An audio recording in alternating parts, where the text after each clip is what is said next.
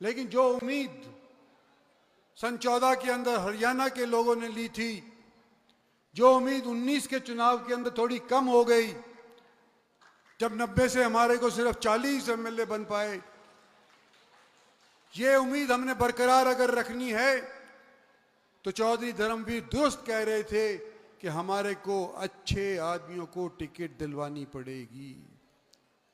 हमारी जिम्मेवारी, मेरी है, एमपी धर्मवीर की है कि हम अच्छे लोगों को टिकट दिलवाएं। अपनी पार्टी से अनुरोध करें। मैं तो उस उच्च कमेटी के अंदर भी बैठता हूं जहां टिकटों के फैसले होते हैं। हमारी यह जिम्मेवारी है कि अच्छे आदमियों को टिकट दिलवाएं। आपकी जिम्मेवारी है कि आप अच्छे आदमियों को अपना मत दें। हो सकता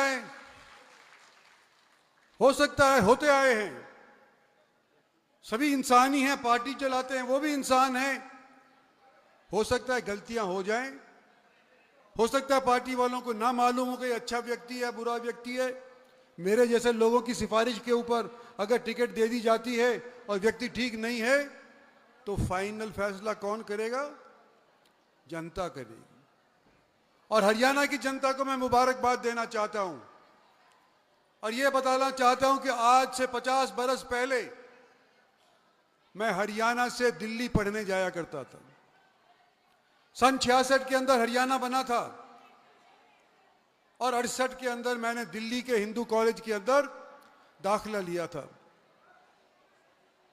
जब मैं हिंदू कॉलेज गया, जो लोग पढ़े लिखे हैं और कॉलेज जाते हैं उनको मालूम है कि नए नए व्यक्ति को वहां पर रैगिंग करते हैं। और जब मेरा नंबर आया तो मेरे को एक कॉपी पकड़ा दी गई और उसमें कहा गया कि तुमने शाम तक इस पूरी पोथी को भरना है और क्या लिखना है इसके ऊपर कि मैं हरियाणा का निवासी हूं। पहले तो पूछा गया भाई कहां से आया है? दिल्ली में दूर दरार के लोग पढ़ने आया करते थे। और मेरे से पूछा गया कि कहां का है? नया नया हरियाणा था। मैंने छाती ठोक करके कहा कि मैं हरियाणा से आया हूं। और मेरे से लिखवाया गया सैकड़ों बार कि मैं हरियाणा का हूं जहां पर एग्रीकल्चर है लेकिन कल्चर नहीं है। यानी कि हरियाणा की हैसियत यह थी कि यहां पर सारे बोतड़े पैदा होते हैं, बोतड़ों का प्रदेश है, इनको पढ़ाई लिखाई से कोई मतलब ही नहीं है। ये हरियाणा की साख थी जब हम पंजाब से अलग होकर के अपना अलग प्रदेश बनाए थे। हमारे पास ना पानी था, ना एजुकेशन थी, ना माली व्यवस्था थी। सिर्फ हमारे पास एक संपत्ति थी तो वो हरियाणा की जनता थी। और जब मैं आज कह रहा हूं आप सबको कि मैं हरियाणा की जनता को मुबारकबाद देना चाहता हूं कि वो हरियाणा जो गुर्बत के अंदर पंजाब से अलग हुआ था, आज के दिन वो पंजाब को कई कोस पीछे छोड़ चुका है। पंजाब को ही नहीं, केरला जैसा जो मुल्क या प्रांत जो आज के दिन सबसे समृद्ध कहलाया जाता है, उसको चुनौती आज के दिन हरियाणा देने लग रहा है। और इसका श्रेय कोई राजनेता ले, इसका श्रेय कोई सरकार ले, गलत। इसका श्रेय अगर जाता है तो हरियाणा की जनता को जाता है, जो मेहनत कश जनता ने बिना पानी के, बिना एजुकेशन के आज के दिन हरियाणा को इतना समृद्ध बना दिया है। साथियों, हम और आप हरियाणा के रहने वाले, चाहे छोटे से प्रांत के रहने वाले हैं, पर जो आज के दिन हरियाणा के अंदर फैसला करेंगे वो यूपी के अंदर भी जाएगा, वो राजस्थान के अंदर भी जाता है। और ये परंपरागत तौर के ऊपर मैं कह रहा हूं, कोई नई बात मैं नहीं कहने लग रहा। आज जब आपके बीच के अंदर मैं आया हूं तो एक चीज और मैंने महसूस करी है कि नेता तो अनेक बन जाते हैं। अच्छे अच्छे पार्टी का जब हवा होती है तो पार्टी की हवा के ऊपर ऐरा गैरा नथु खैरा सब एमएलए बन जाते हैं, एमपी भी बन जाते हैं। लेकिन कोई कोई ऐसा व्यक्ति निकल करके आता है जो विपरीत परिस्थितियों के अंदर भी लोगों का रुझान अपने साथ लेकर के आता है। और उनमें से एक व्यक्ति ऐसा है जिसका जिक्र पहले ही हो चुका है कि चौधरी धर्मवीर अपने हल्के तोशाम से निकले, बाडरा गए, सोना गए और 3 बार महेंद्रगढ़ से लोकसभा के सदस्य बने। हमने नहीं बनाया, जनता ने बनाया, इनके कार्यकर्ताओं ने बनाया। कृष्ण चेयरमैन का और रामस्वरूप डाटा का मैं उदाहरण देना चाहता हूं कि महीने महीने तक, और इस बार भीषण गर्मी के अंदर महीने महीने तक अपना घर बार छोड़ करके और ये महेंद्रगढ़ में, नांगल चौधरी में, अटेली के अंदर पड़े रहे, जिसकी वजह से धर्मवीर की जीत आज के दिन संभव हुई है। ऐसे कार्यकर्ता भारतीय जनता पार्टी के अंदर मिल जाएं। मैं सुना करता था कि जो कम्युनिस्ट पार्टी वाले इनके कार्यकर्ता बहुत बढ़िया हैं। मैं सुना करता था कि हमारी भारतीय जनता पार्टी के भी कार्यकर्ता बहुत बढ़िया हैं, कैडर बेस्ड पार्टी है। पर मैं तो ये उम्मीद करता हूं कि जिस तरह के कार्यकर्ता धर्मवीर के पास हैं, ऐसे कार्यकर्ता मेरे पास छोटेलाल जैसे भी साथ साथ हैं कि बार बार लगातार विपरीत परिस्थितियों के बाद भी ये हमारा साथ देते रहे और हमारे को जिताते रहे। और मूल मंत्र क्या है कि लोग तुम्हारे को कुछ आशा के स्वरूप जिता करके भेजते हैं और तुम अपनी उनकी आशा को लेकर के पार्लियामेंट में चले जाते हो, विधान सभा के अंदर चले जाते हो।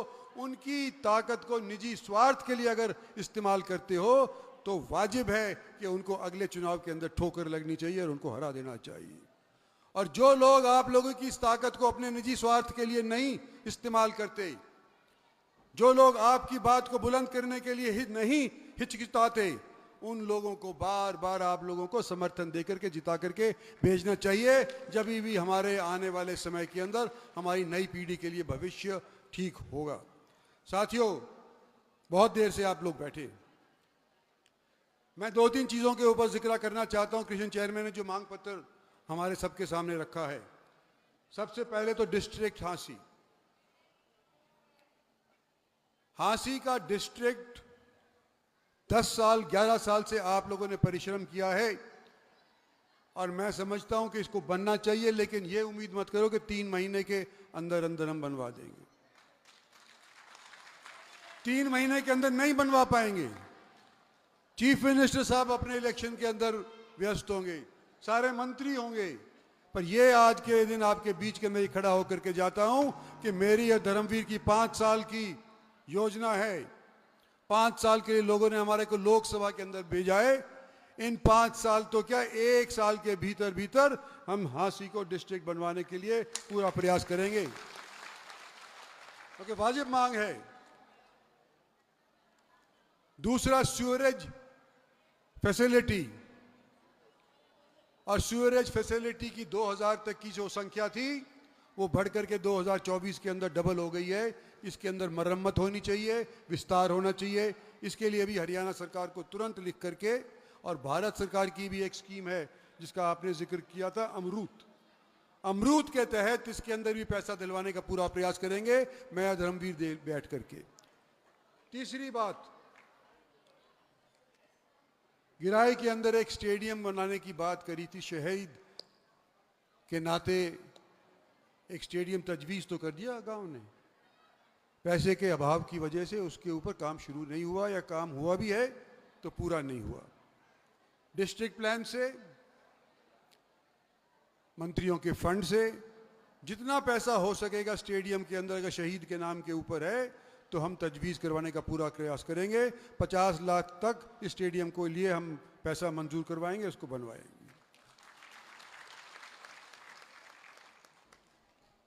चौथी बात, रेलवे की स्टॉपेज। भारत सरकार का काम है और अभी तक हमको सफलता मिली है। और कई बार जो मंत्री के तौर के ऊपर मैं लोकसभा के अंदर बैठ करके नहीं बोल सकता, तो हमारी आवाज बुलंद करने के लिए हमारे पास धर्मवीर जैसे काबिल शख्स हैं। तो रेलवे की स्टॉपेज के लिए अश्वनी जी से बात करके इसके बारे में आपको अवगत कराएंगे कि कब तक इसको हम सिरे चढ़ा सकते हैं। और 5वीं बात, आपने किशन चेयरमैन के कहने के ऊपर प्रस्ताव तो रख दिया कि राव तुलाराम के नाम पे स्टेडियम होना चाहिए। है? प्रस्ताव है ना इसका? ये पैसे आए हुए हैं, मंजूर हो गया, नाम करना है? हाँ, सिर्फ नाम कमेटी ने कर दिया है। हाँ, वो आ रहे हैं सर, सब पास हो रहे हैं। वकील साहब है अपने गाँव। तो फाइनल चीज जो राव तुलाराम मेरे परदादा थे, उसके नाम के ऊपर जो सम्मान के तौर के ऊपर एक स्टेडियम का नाम राव तुलाराम के नाम के आपने रखा है। चौधरी साहब और सारी जनता, आपका मैं शुक्रिया अदा करना चाहता हूं कि स्वतंत्रता सेनानी के नाम के ऊपर आपने इस स्टेडियम का नाम तजवीज़ किया है। तो ये मोटी मोटी बातें हैं। आज आपसे रूबरू होकर के मुझे बड़ी खुशी हुई है। आने वाले समय के अंदर दोबारा से आपसे बातचीत करेंगे। समय हमारे पास अभी कम है, लेकिन हमने रणनीति बना करके आने वाले इलेक्शन के अंदर इकट्ठा मिलकर के एकजुट होकर के काम करना है। बहुत बहुत धन्यवाद और जय हिंद।